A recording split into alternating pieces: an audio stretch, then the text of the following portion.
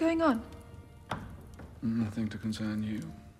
If you cast the right people in the right parts that are well written, you know, you will believe those people, you know, wherever you shoot it and however you shoot it. And I think finding people who would be able to embody those characters is the biggest challenge of any film. So to find these two people in the marriage was the absolute key. We went very ambitiously and clearly for these, you know, for these people who I think absolutely pull that off. I have heard a rumour. Yes? That I will soon be addressing my daughter as Her Grace, the Duchess of Devonshire. Is it true, Mama?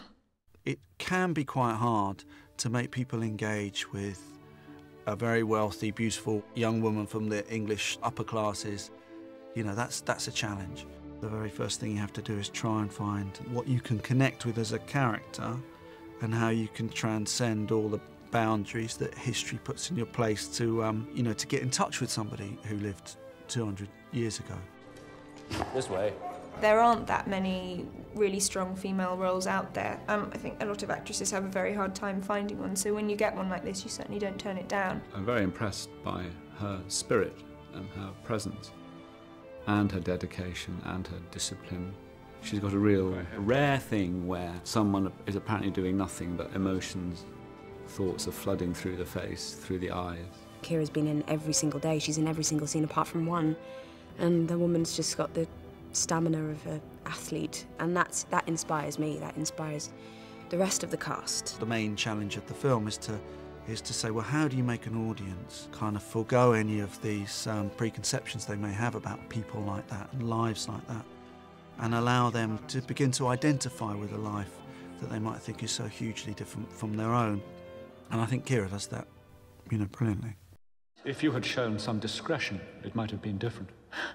Different? The only good fortune is it hasn't yet made it to the papers. My dear Gray is unmarried.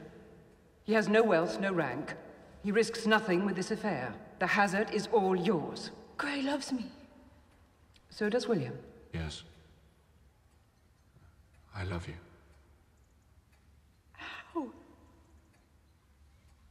In the way I understand love. Wasn't sure that I wanted to do it initially because a bit wary of period costume dramas. He took more convincing, actually, than anybody. And it was just pure determination and just not taking no for an answer.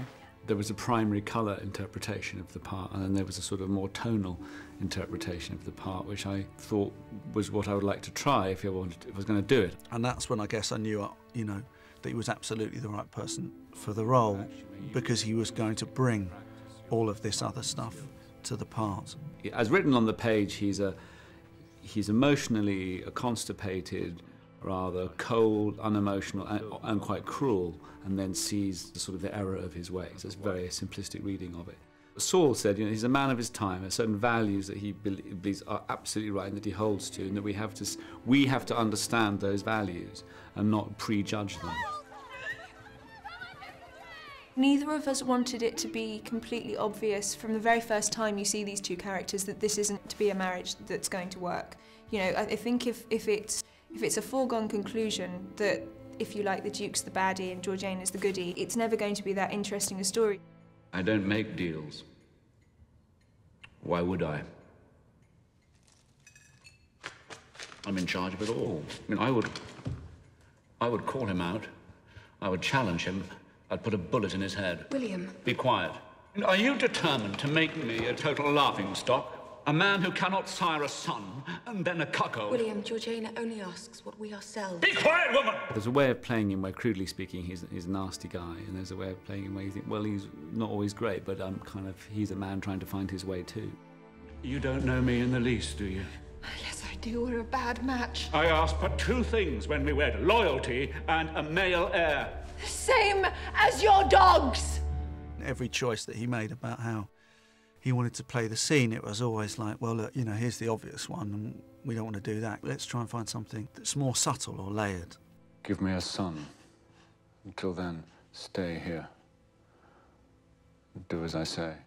To the 20th, 21st century eyes, it's very easy to sort of box him and label him, and I think my job playing him is actually to try and see him through the values of his own time and play that quite strongly.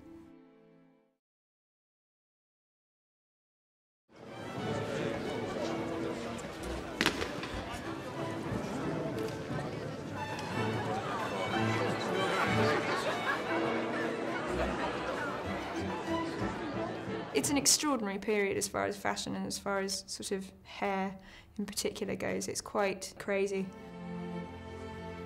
It's perfect. Thank you.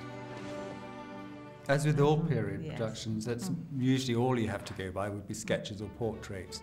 You borrow from them and then you kind of add bits and pieces from our own imagination, really, just to pretty the whole picture up.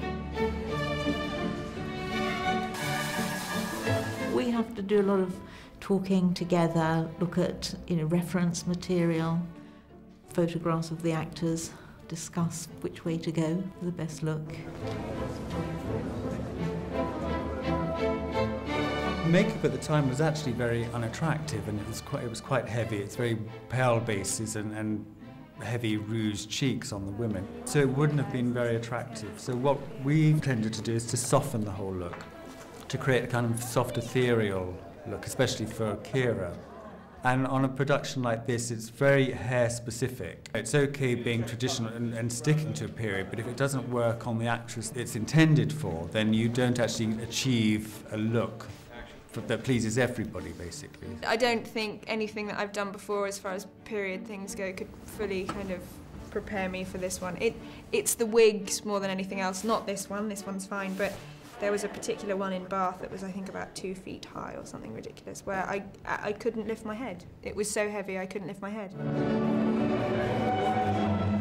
We made it as extreme as was possible. It was very uncomfortable for her. She had a horrible day wearing it, but you would never have known that, because she kept smiling and dancing. She was wonderful, fantastic. Saul and Jula, the DOP, was sort of saying, you're getting halfway through the scene and then we can't see your eyes anymore, and it was because my neck could not hold the weight of my own head. They actually built me this ridiculous stand so that I could get my head on this stand, so I couldn't hold my head up. I had everybody like holding the wig, trying to take the weight. It was fine for about the first 5 seconds, then just neck starting to go. I felt like I was going to be a tree that just fell over or something, and people did keep kind of shouting timber as I walked past. I was like, thanks, this is really helpful.